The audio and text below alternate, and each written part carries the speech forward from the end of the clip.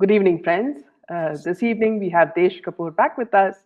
As you know, he's the chief editor of Dishtikon and a political analyst. Welcome, Desh. Thank you. Thanks, Meena. Yeah. We And are also joined by Jaydev Narayan. So, welcome, Jaydev. yeah, hi, Jade. Thank you. Hi. So, let's start the session with a very sort of a chilling warning from Putin's side. Apparently, the US has been given a chilling World War III by a Christmas warning by pro-Putin spokesperson Sergei Markov. Now, Western allies, also including Britain and France, have taken a big jump towards a nuclear conflict, Desh, by giving Ukraine permission to fire Western long-range missiles into Kremlin territory. So, Right. yeah, could you tell us what's happening? It seems quite scary. Yeah, it is. And I think like this was on the cards for quite a long time, right? Because like when I was looking at it a few months back, I'd written about this whole scenario actually. This The thing is that over time, I mean, like people in the US have this modus operandi of making one person a villain, right? And like whether it was Saddam or Yeah, Gaddafi, absolutely. they have their own like way of doing things.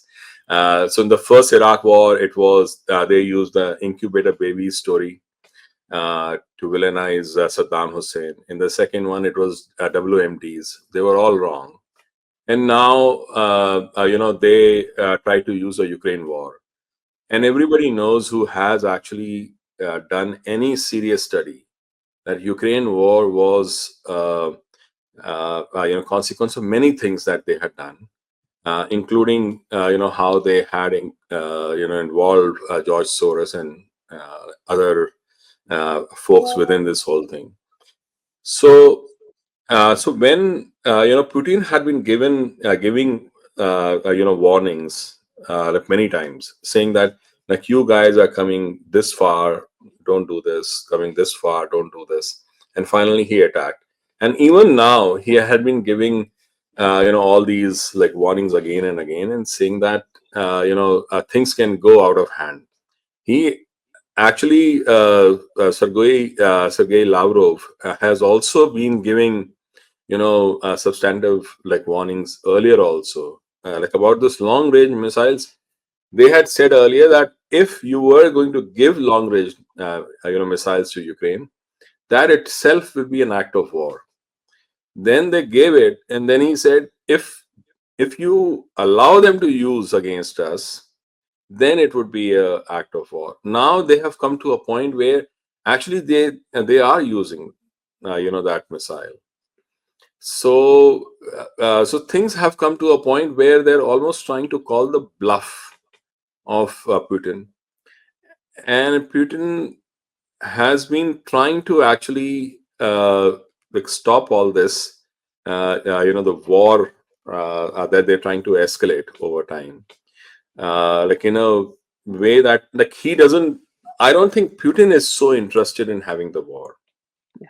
I think it is the military industrial complex which is so interested in having the war. And as Donald Trump won, and as it became very apparent that he wanted to stop the war, this was something that was on the cards. In fact, I was very like worried about these things, and I think we talked about this last time also. Yes.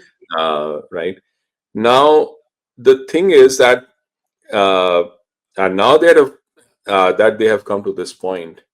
Uh, See, Putin had already, Russia had already been sending submarines through the Arctic to the North Atlantic, and there were, a few like incidents where people, where it came out that a few of the submarines had been like lost from the view. Like people don't know where where they were. Uh, so the West was a little like, worried about where things are, especially the U.S. forces.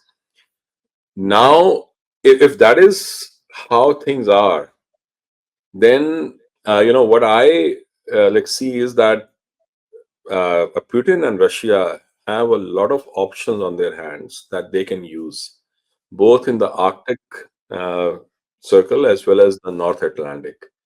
And I think they have been trying to push Russia as much as they can, but there will come a point where like Russia will say thus far and no more. Uh, because see the thing in 2022, like in July 2022, when I was looking at the whole Ukraine war, like after it had started, and so I was asking myself that same question again and again: Why Ukraine?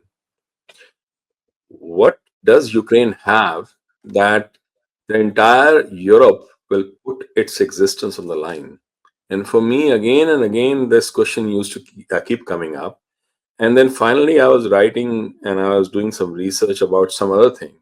And the answer was absolutely apparent to me that it was the Arctic Circle because of which these guys had attacked. And my last newsletter that I wrote, I actually did a whole analysis of uh, the forces that both the sides had, NATO as well as Russia, in the Arctic Circle, and how strong Russia was in that area. In fact, my take is that the next great global conflict could actually, in reality, start either in Taiwan or actually, more importantly, from the Arctic side, which many people do not understand how overwhelming Russia's strength is there. So whether it is Canada, uh, UK, Nordic countries, or US, Russia has everybody in their sight from like within the North Atlantic and the Arctic. It is a like very very powerful position that they are in there. So as it stands right now, you know they have given the warning. Obviously, I think we all know that, and like we are at a point where like the conflict could start at any time, and I think they are kind of hell bent on like making it happen before Christmas. I mean, that is what uh, the Russian spokesperson has said. But I Yeah. think In fact, In fact, some of the American media have also started showing diagrams of if there were a nuclear war, which are the cities that will be affected. And they pointed out it's going to be Washington, Los Angeles, and blah, blah. Just as you said, they're creating a fear psychosis. And this is what they usually do, create some enemy. And then after that, they create all the masala around it.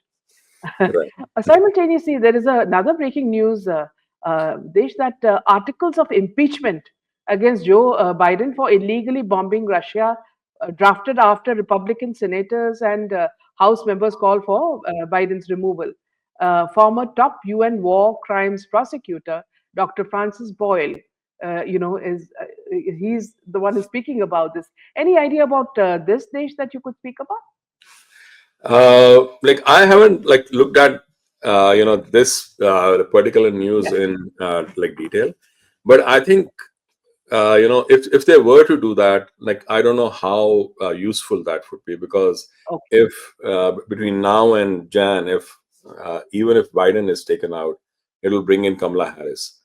Yeah. uh, and like in any case, I do not think like Biden is directly involved with all these things. So I don't know how useful that will be. Like maybe it is just to stall and like put some like speed breakers in like his work. But I think like this is far beyond that. Yeah. Over to you, Jit.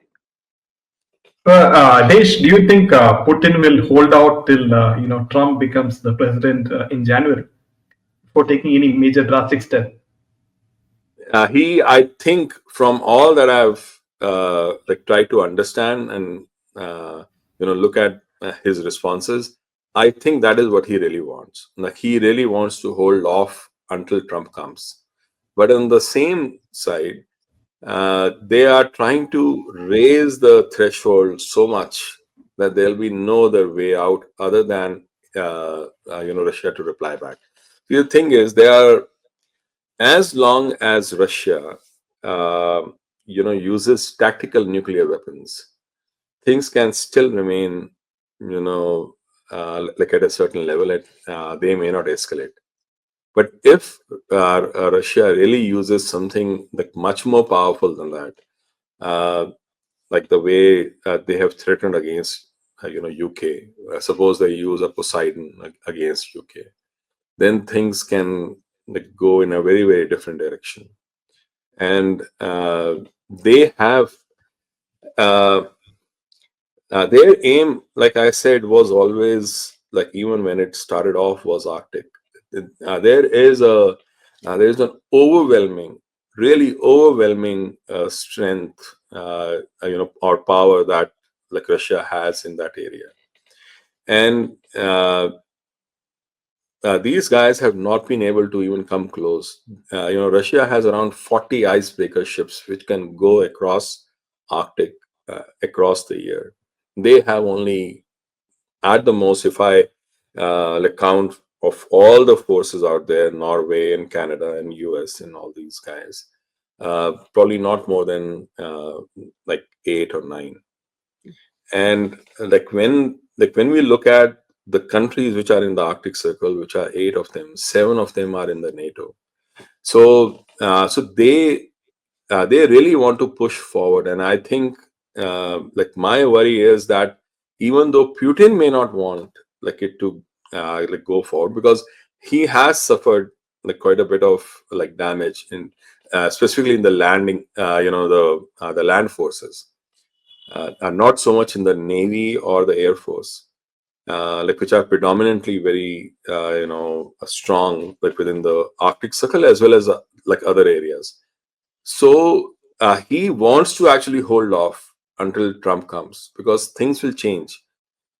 But I think the military-industrial complex, or this whole cabal, which is trying to escalate all these things, their calculation is that at the most he will just use the tactical weapons, which can keep the whole conflict within a certain zone, keep it going on, and make him weaker, but not take it further. So, Yeah. So moving on to the tensions between Iran and Israel. These have escalated in the past few months, with Israel targeting several of Iran's nuclear sites, provoking anger in Iran and leading to further complications.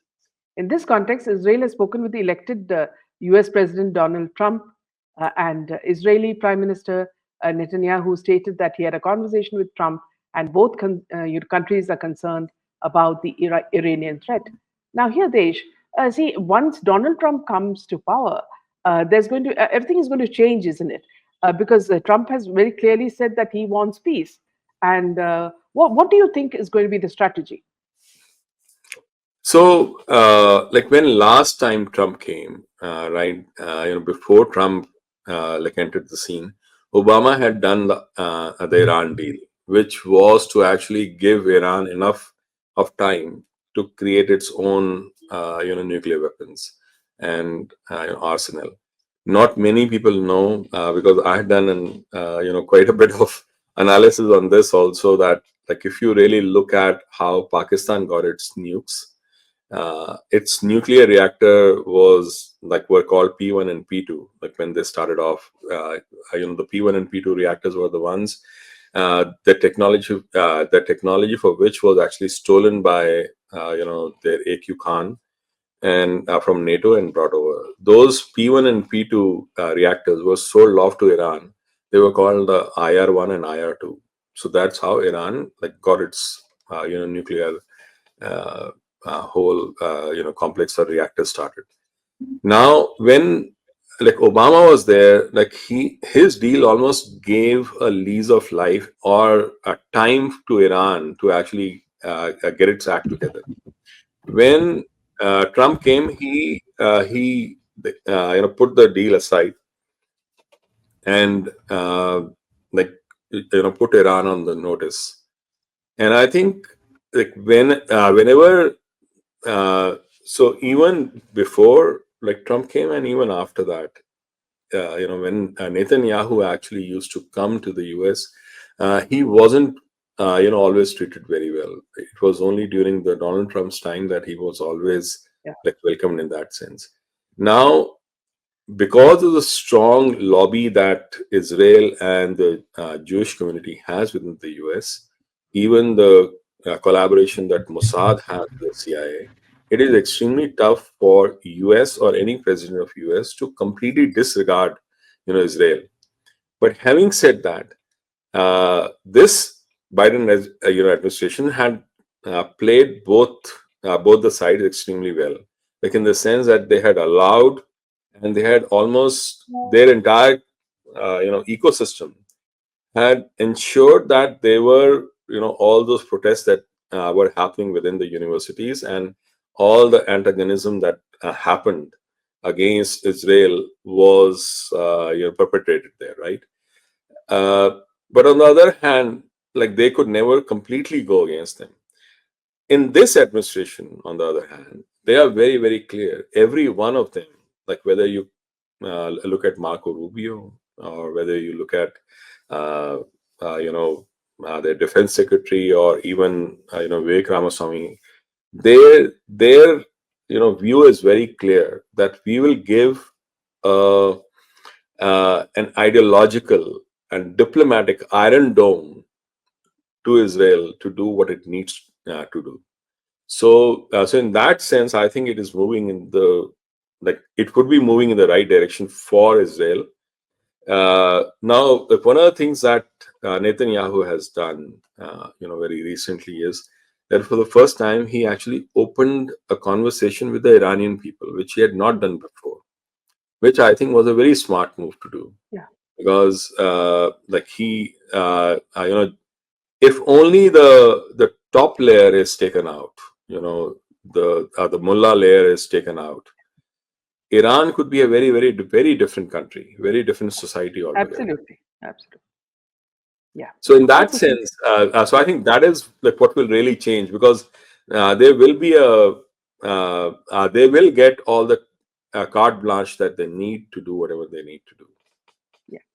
So since you mentioned the Iron Dome, now, pardon my ignorance, but tell me, Desh, see, since technology has gone so far, do you think that, see, when they send these nuclear missiles, have they developed some sort of technology which can also sort of, stop that or do, some sort of protection from it?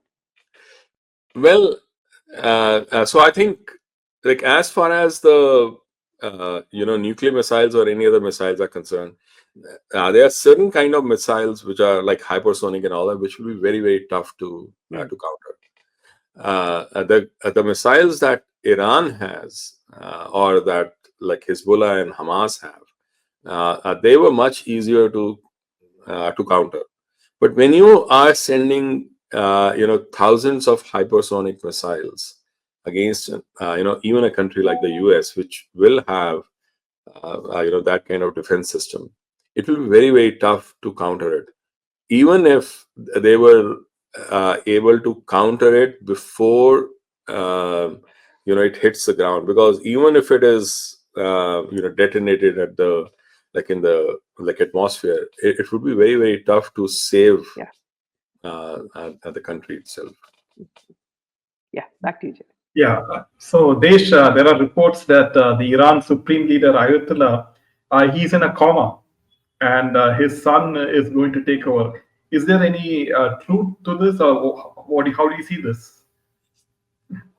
Uh, that's very tough to say, right? Uh, but substantively speaking, like when you look at where Iran is and its, top uh, cream that it has, the layer of the mullahs, uh, like I don't think his being in coma or not being in coma will impact like what they are doing, right? Like that will continue because the power and the control that they have over the society is extremely strong. It is only when most of these guys are eliminated, only then things can Yeah, look up.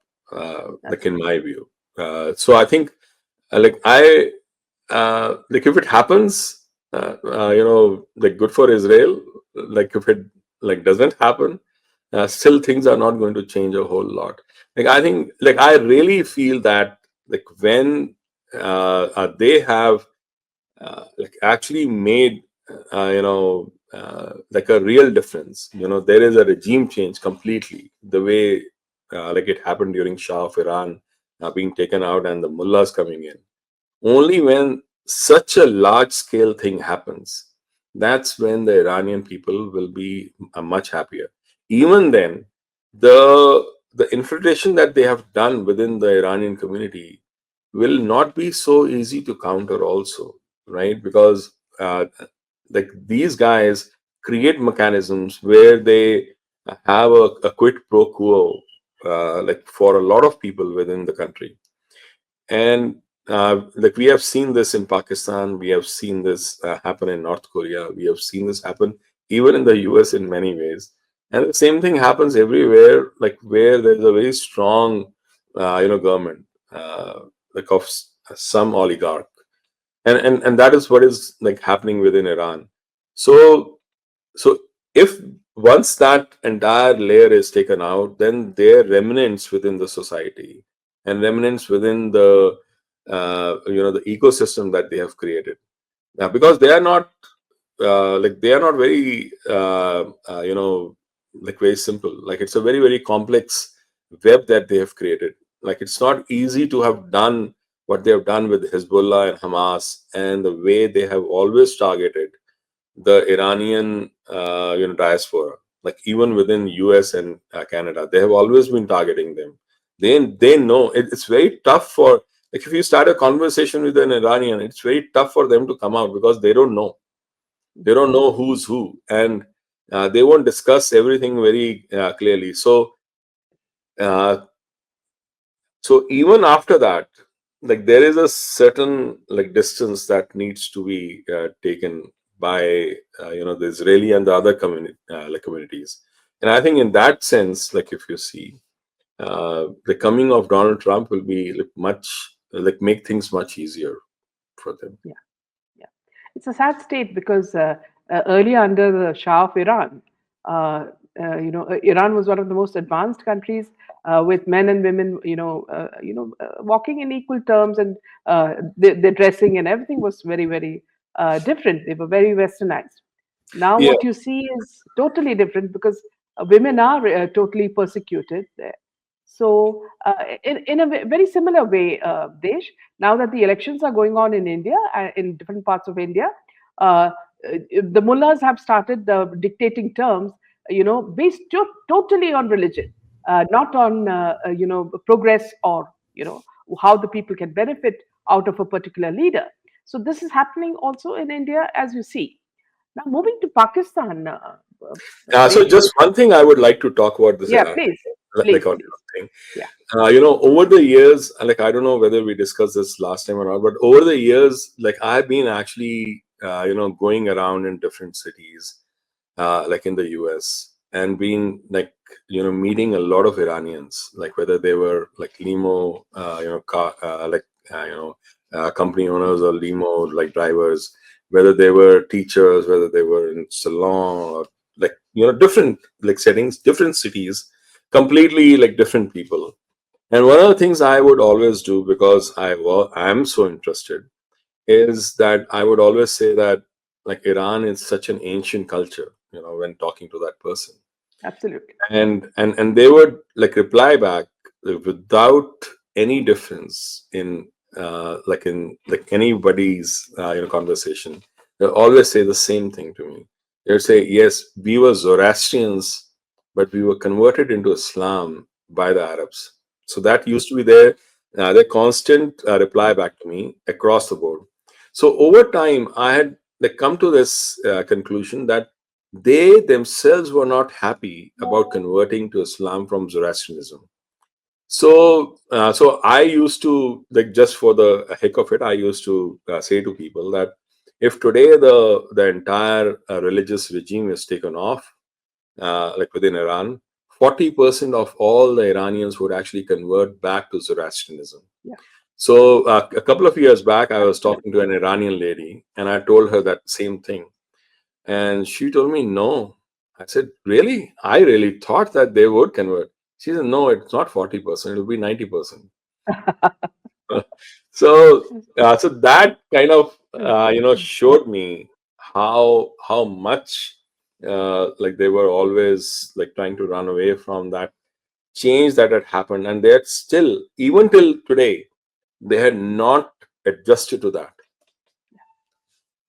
Absolutely. Yeah, moving on to Pakistan, Desh. Pakistan is keeping a very close watch on how Donald Trump's cabinet is shaping up as Islamabad is getting increasingly jittery over the decisions being made so far. Now, President elect Trump has already picked a sizable team for a second term in office as president, and policymakers, think tanks, and most of all, the Pakistani military establishment is reportedly having sleepless nights over key nominations. Now, Desh, as you know, also the fact that the people of Pakistan are undergoing so much of turmoil. Because I sometimes I watch the serials, that they show, and there's so much of poverty. Women don't have a choice when it comes to getting married off to people, and so actually, I'll always say whenever war is happening or whenever there's suppression, it's usually the women who suffer because they have to take care of their families and the expenses and everything. And sometimes men are not that bothered about it because they feel that they can marry so many times and get younger girls, and in that kind of society. So now Pakistan seems very worried. So in which case, as you said, in Iran, people are going to be happy if Trump comes to power, because I'm talking about the people, not talking about the politicians. So do you think it'll, there'll be a bigger change in Pakistan? 2 points. One is they're scared, and one is would the society be happier? I think Pakistan is a very, very different Yeah, situation altogether. And like one of the things is that this probably would be the very first time. Uh, I see many people look at it as a Republican administration. It is not a typical Republican administration. If anybody wants to read about how a Republican administration has helped Pakistan, you should go and read a book called Deception by Adrian Levy, how Pakistan actually got its nukes. And it is a graphic, details about how the entire CIA and customs and the other, institutions were sabotaged and by the State Department just to ensure that Pakistan got the nukes. There was a guy called Richard Barlow whose life was destroyed. He was a CIA agent just because he had come so close to establishing how State Department of Ronald Reagan was helping Pakistan out. So in that sense, Pakistan was always had uh, a certain a link or engagement with the CIA, like which was very, very like different from any other country, uh, in that sense, right? So, so no matter which administration used to come, there was always some way that they would figure out to make things happen for them. And I think this would be probably one of those very, very few times when they would have very little space to maneuver, because like whether you like look at Tulsi Gabbard, or whether you look at like Matt Gates, or you look at other folks like within the administration, Marco Rubio, even Donald Trump like himself, they are very clear about where Pakistan stands. Because like I don't know if many people remember, I think it was 1st of Jan or the first few days of Jan, in like when Trump was there, he had actually tweeted and he had said a lot of things about Pakistan, and very, very early in the year itself. And he was able to stop all the funding that Pakistan was getting despite the fact that the rest of the his own administration was rigged and sabotaged. Still, he was able to stop all those funding, that US was always giving to Pakistan.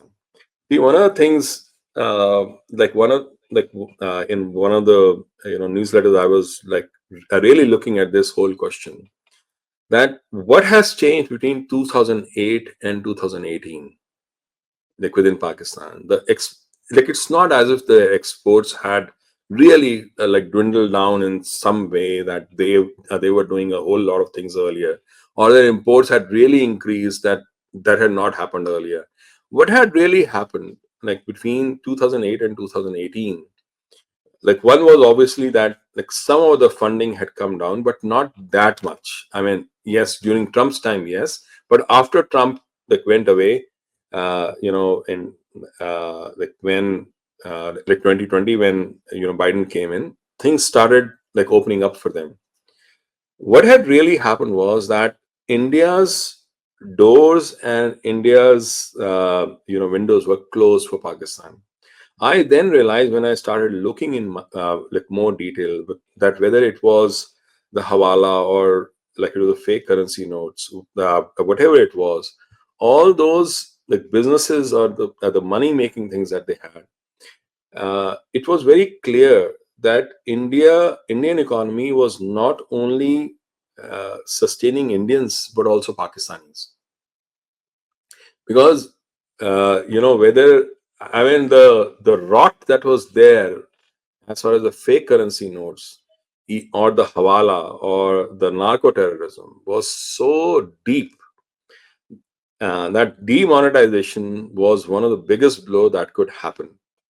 And it was like really fascinating how that one act almost destroyed Pakistan. Right now, over the years, what has happened is that, see, uh, like when you look at how Pakistan, this whole thing started when Pakistan was created, and then like what happened in 1948, like when those like attacks happened in Kashmir, and on the way, those army leaders with the tribals like as the soldiers, or like as like participants like within that whole like aggression or the attack, uh, they what they were doing to the women at that time, like what happened during 1971, during the Operation Searchlight, like it, over 300,000 to almost half a million women were raped. They were rape camps created. That's how it was. And the same guy, General Tikka Khan, he was like first like in Balochistan, where he did almost the same things, and he came to like Bangladesh, and he did the like butcher of like Bangladesh, or like he was called. How, like I often ask this question, that if I knew my country's army was doing this kind of, like they are not army people, they are actually war criminals. Yes. To call them as army soldiers is actually Insult. yeah, like it's an absolute insult to all the soldiers around the world, because they're just not soldiers at all. So how could the entire society take that thing on and keep on moving on as if like nothing had happened? At Absolutely. some point, things would go wrong in your own house, like as well. That same mentality, So when you look at this whole Pakistani mindset and this whole framework, they started off by saying that, like it is us versus them. Us being the Muslims. Like at that time, that Muslims included Ahmadis and Sunnis and Shias and all those people, and like others were Hindus and Muslims and Christians. And then after that, like Ahmadis were taken out. Then the Bengalis were taken out. Then Shias were taken out, and then only Punjabi Sunnis were left. This, like if you look at these concentric circles of us versus them, then us is shrinking so much that it would come down to a point where there would be no us left. Yes. You understand? Everybody will be against each other.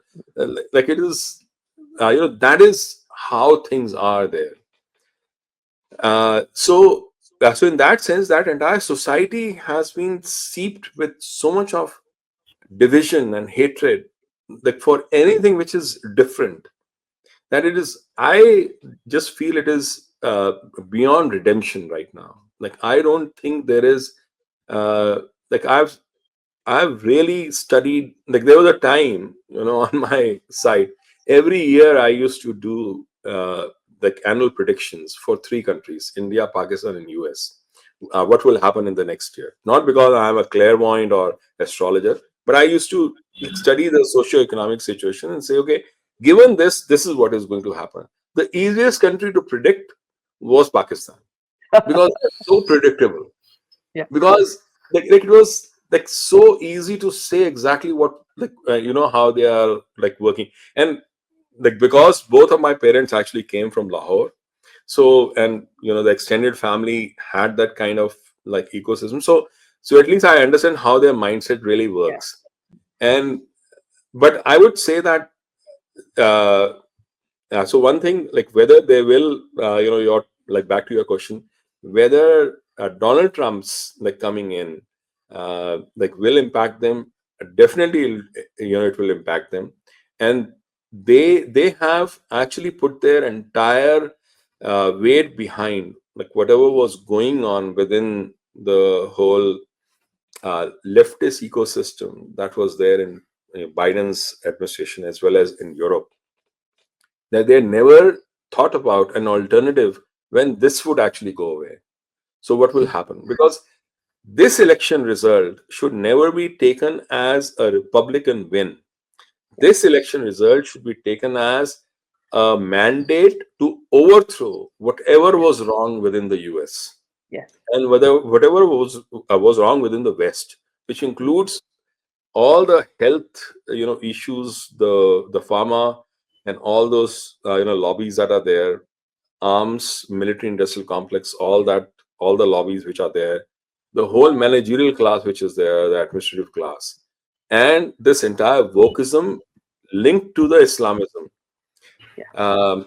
So this entire thing like needs to go, and that is like, if we do not look at it that way, I think we are making a mistake, like everybody else is making a mistake as well. They do have their relationships within the CIA and the rest of the intelligence agencies. They will try and work those things, like as far as the generals are concerned. Uh, but in terms of using their country as a leverage to build, some power over the US, I don't think that will happen now, because like it is. The people here are very, very different. Like in this administration, they're not going to take all that crap. So, so that is how I see it. And as far as society is concerned, I don't think there will be a whole lot of change, because now they are at a point where they are unsustainable as a society itself. Yeah. So also, Desh, see, just like the army, cricket is also used to, hit at, at India. Now, the International Cricket Council has cancelled the Champions Trophy tour in Pakistan-occupied Kashmir, following objections from the Board of Control for Cricket in India. So they were planning to have a tour in cities of Skardu, Hunza, and Muzaffarabad, located in the regions of Pakistan-occupied Kashmir. So even they use cricket as in a mischievous way, to hit at India. So could you just speak a little bit about that as well, Desh?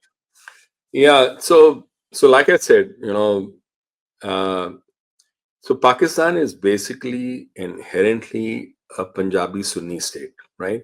In Punjabi, as in like people from the West Punjab, like you can fault them for anything, but you cannot fault them for not having certain amount of chutzpah. Like like they have that element of you know like somehow poking at the like other person, trying to see where it goes. And they have been trying to do that quite a lot, like with India. somehow, for some reason, all the administrations, whether it was, starting from Nehru to uh, Indira Gandhi to Rajiv Gandhi to Gujral and all these people, Morarji Desai, they always like fell short. Like Manmohan Singh, another guy. So it was only when actually like Modi ji came that he put a stop to all that stuff. So there was no way that they could poke India and get away with it. So it was not happening. Now, like that's what they are like still trying to do. But as the reaction was so fierce from BCCI, like around that thing, uh, this administration, especially like if you look at the stances that Dr. Jaishankar has, it is not going to be easy for Pakistan to do something like within that region and get away. Because for all you know, they may not have that region for very, very long, anyways. And like if they think that they can actually get away with all this, they won't be able to, because there would be a very fierce reaction from the government, as well as steps taken to make sure that, see, all these years the cricket in Pakistan was almost at a standstill, right? Like they were not getting any matches, they were not getting anything. Those same situation, that same situation can still happen. Things are right there for a lot of turmoil within the society, a lot of social unrest, a lot of like terrorist attacks, like how they have been fighting with Afghanistan. A lot of things can go wrong there in that country as well. So if they think that they can do all these things and be okay, then there will be like forces like which will start reacting like as well, right? So in that sense, I would say that like they are on a very precarious wicket. They don't work very well with Afghanistan. They don't work very well with India. And despite the fact that they thought they had Taliban in their pocket, they don't. Things are very, very different there now. And like India has a better relationship with Taliban than Pakistan has today. So in that sense, if they try all these antics without having a strength to actually back that up, because they have been trying to box way above their weight, like that's how their nature is, and that's how like actually that that entire region's Punjabi nature is also, like that's how they think. So if they keep trying to do that, uh, that may actually bring like much more negative results now than they used to get earlier. In terms of the cricket, I would say in terms of any sport, there is no reason to have any engagement with a society which till today Yeah, tries to actually send terrorists over and try to like attack you, like in the territory itself. Like people say, oh, the terrorist attacks have not happened, so it was a thing of the past. The only reason why they have not happened is because India has stopped it, not because yes, they have failed in absolutely. that. They have not stopped trying it. Even until now, they have been trying to do. In fact, very recently, they were actually trying to, like they were planning and trying to execute a very, very similar, like whole, campaign, just like 9/11, 9/11. Oh, no, sorry, 26/11. They were not able to do it simply because those sailors were caught, or those boats were caught. Absolutely. But that doesn't mean that they have stopped trying it. In fact, So Desh, yeah, in fact, Desh, see, with the what you said is very interesting because they've never stopped, and also, this strange connect that they have with Bollywood is also very, very interesting and very frightening because with the release of the Sabarmati report, what has happened is the complete government officials right up to the top have supported this movie when the movie is actually nothing about the event itself. The whole movie is about half of the movie is about the the hero, how he changes, character from first he become, from a what you call a photographer, he becomes a reporter, and then he becomes an alcoholic, a lover, and then he fights and he becomes an investigator. So what happens is, nowhere in the movie do they mention the Pakistan connect, to what happened, during that event. And none of the criminals who were convicted were also mentioned in the, movie. And yet, the movie was hailed, as something showing, so many facts and all that. So here again, Desh, see, there's so much of support for what is, being shown as facts, but actually not giving you the truth, in its entirety. And Right. why do you think this is happening, Desh? Now you're sitting there in America. I don't know how much you've been watching of what's happening. Could you tell us your own view on this? Yeah. So this whole thing, like again, not many people like have looked at this whole 2002 set of events like in like its proper sense.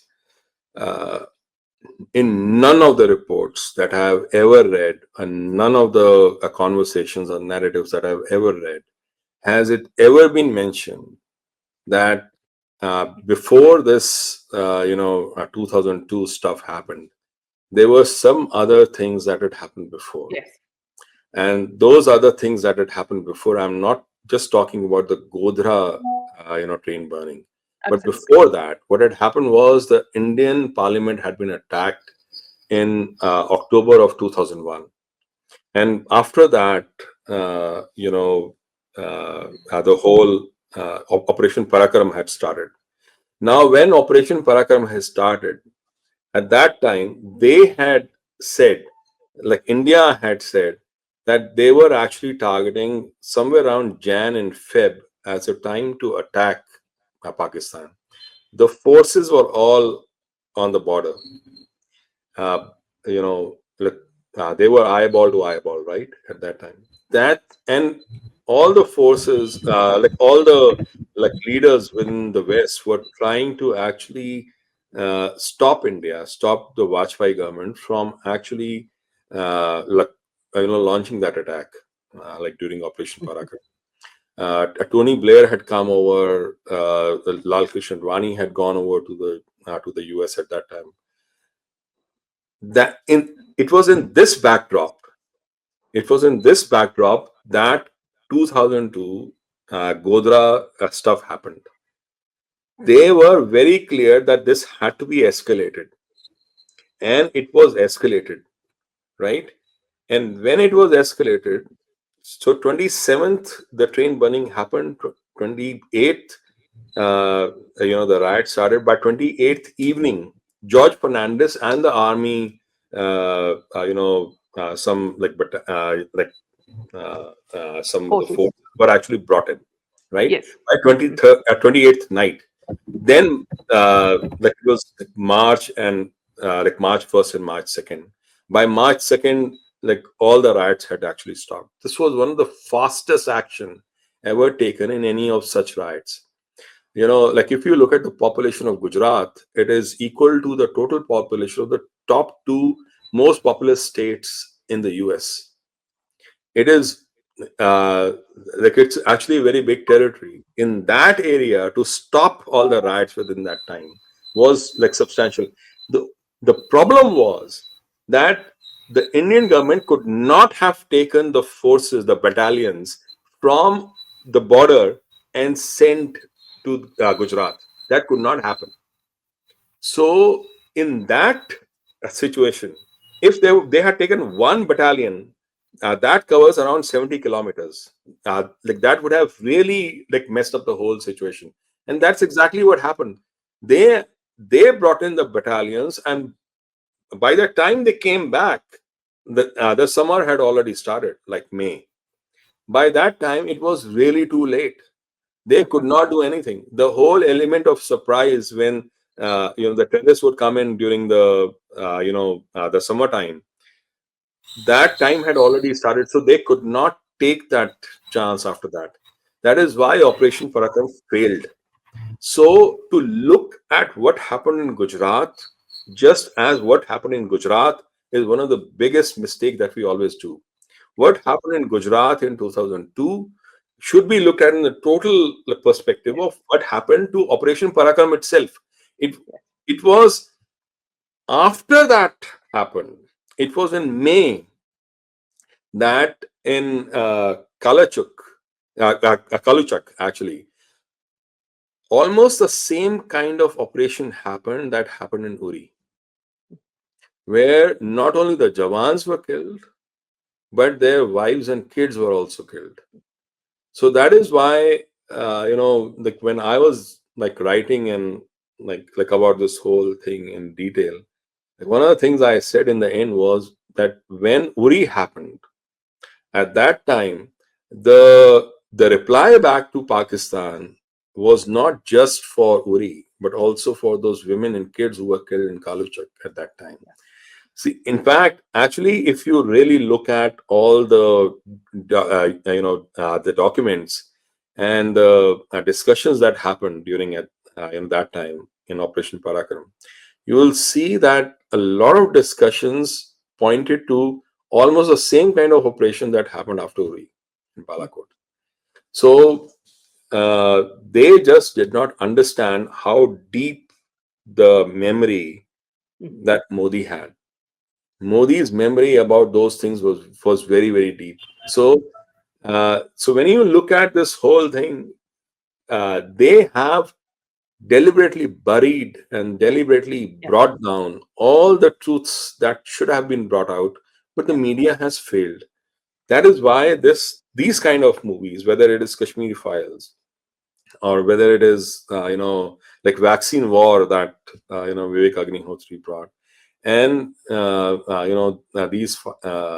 Sabarmati report, Sabarmati report. like this, these are very, very important because they set the agenda right, Yeah. because and Absolutely. they sent the like narrative right. It's just unfortunate that the media has never looked at these things in detail. There are many things that I have written about, and I like when I ask the basic questions, I'm just shocked at how nobody in the entire media in all these years has even asked the basic questions, Yeah. fundamental questions that could have led us to something very, very different. Yeah. In fact, Desh, when I had a meeting with Prime Minister Modi in Gujarat, he was the chief minister then, and I had gone as to interview him for our magazine Gulf Connoisseur. But he said, let's not have an interview. Let's just discuss what happened during the Godra incident. And he completely told us the complete truth and how he was forced to do so many things, and it was very difficult for him.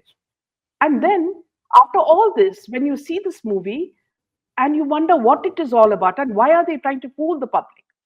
But what upsets me is that why does the government support these kind of movies rather than documentaries that are giving you the truth? Of course, as you say, very few have been made, but at least don't fool the public by saying that, see, people were cheering India when Pakistani flags were there, at a cricket match, when it was happening, and all these things. These are all, what are you trying to show? Please don't do this. So in one sense, Desh, the biggest mischief that's being created in line with what Pakistan is doing is our Bollywood. So that's Absolutely. something that they have to, See, I'll tell you, yeah. like I was like once I was looking at this whole thing, uh, like I don't remember the exact figures, but I had done the analysis of like two films at that time. Like it was COVID time, and like when these movies came out, like Andhadhun was one movie, and Dangal was the other movie. Now, when I looked at Dangal and I looked at the box office returns of that and where it got the returns, I realized that actually Amir Khan's movies were getting almost 70 to 75% of returns, like That, actually, like from China. Andhadhun had 75% returns from China. And when I like did back of the envelope kind of calculation, I said, okay, this is the at the conversion rate from yuan to rupees, and like what is the normal average ticket cost within China? of the halls, and how many halls, like cinema halls, would that have to be there for how long to actually Yeah. get these kind of returns? I realize for Andhadhun to have gotten those kind of returns that it got, it should have been running non-stop, Yeah. houseful for 6 months in at least 1,000 like cinema halls. Yeah. Something that had not even happened in the like in India. Mm. How do you even explain that? It's just not possible. There was something else that was going on. It Yeah. is so blatant. Like the latest example is that Dharma like Productions, that entire company had to be bought by Punawala. like Punawala. Poonawalla, like that guy, right? Who brought out the Covaxin. Now, uh, they had a profit of 10 to 15 crores in a year. Really? After Pathan had become such a big success? Like something is fundamentally off. Yeah. Something is fundamentally off. They have been trying to game this whole thing, and they are trying to do something else that, like, this whole cabal of media has not completely brought out, that should be brought out, because these are actors and actresses who have not had a real movie for last so many years, Yeah. and they go around as if like living luxury. Mm. How would they even manage that? Like it's just beyond Yeah. understanding. So I think something else is going on, which Yeah. which needs to be dismantled. But Yeah. having said that, I would say that like Bollywood in itself is a great asset. What needs to happen is a swap. Yes. This crop needs to get out. Yes. This crop needs to be dismantled. The entire power structures within Bollywood need to be dismantled, that are there. What needs to come up with is something very, very different, something that is linked to the soil. Like there are a great amount of there's a great amount of talent, very fantastic talent. They are doing some great work, and that is the work that needs to come up, not this crap that happens within Bollywood. You can't even watch that right now. I mean, it's so bad. In fact, Desh, when Pathan and Jawan and all came out, we did a complete analysis of which theaters, in India were empty, which theaters all over the world were empty. People sent us shots. We put all these shots, and we said that where is the money coming from? They were all bought tickets, corporate tickets. So it's all just to cover up, as you said, another activity which everybody knows it is all about. So, We can of course, actually do real, like actual analysis, like take a spreadsheet, take the the box office returns and all those things. The numbers are all out in the media. Take those like returns, okay? Take how much was from India and how much was from outside, okay? And then say, okay, which are the main territories they got the returns from? US, Canada, yeah, UK, Australia, absolutely. New Zealand, and China. And see how like what is the average cost of ticket and what is the average conversion rate during that time, and then see how much of money that they got, and for how many days in how many cinema halls in those countries it would have run, and you will get the answer very, very, very clear. Like there's actually, like, it's such a simple calculation Yeah. that one needs to do, and they don't. Yeah, absolutely. Very interesting conversation, Desh. As always, I mean, you cover a whole range of topics, and that makes it so interesting for our viewers. So, thank you. Good Thank you so night. much. Thank Jai you. Hind and Jai Shri Ram. Yeah, sure. Yeah, sure.